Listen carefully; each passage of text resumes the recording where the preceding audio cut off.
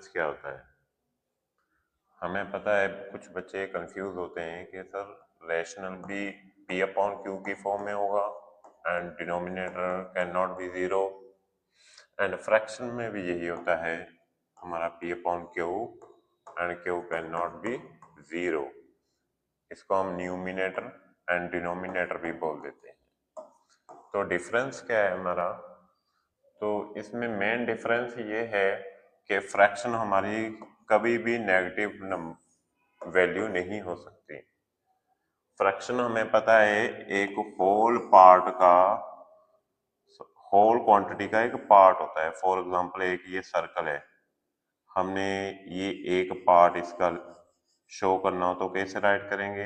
ये one part लिया हमने आउट ऑफ फोर पार्ट, तो ये हमारी फ्रैक्शन है।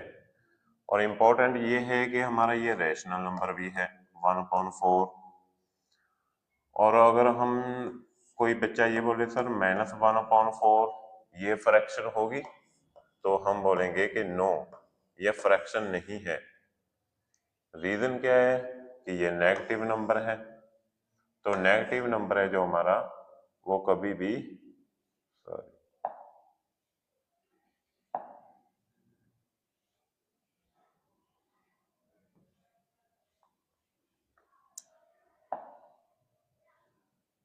जो नेगेटिव नंबर है हमारा, वो कभी भी फ्रैक्शन में नहीं हो सकता। तो ये मेन डिफरेंस है। और फ्रैक्शन का मीनिंग यही होता है कि एक होल क्वांटिटी का पार्ट। और भी हम एग्जांपल ले सकते हैं रियल लाइफ में से, जैसे सपोज कर लो ये आपका पिज्जा है, इसके मोर देन 4 पार्ट बनाएंगे आप। ये सपोज देखिए कितने पार्ट हो गए, 8 पार्ट हो गए। और सपोज कर लो हम बोलें कि 2 पार्ट्स एक बच्चे ने खा लिए, तो रिमेनिंग पार्ट क्या है? रिमेनिंग पार्ट की फ्रैक्शन क्या होगी हमारे पास? वो होगी 6/8। तो ऑलवेज ये पॉजिटिव क्वांटिटी में आएगा, पॉजिटिव होगा।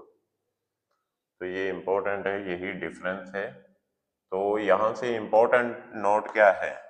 यहाँ से बेटा इंपॉर्टेंट नोट ये है कि जो हमारी फ्रैक्शन है वो रैशनल तो हो सकती है, ऑलवेज वो रैशनल होगी, बट जो रैशनल है वो ऑलवेज फ्रैक्शन नहीं हो सकती। तो ये आज के लिए इतना हम बेसिक करेंगे।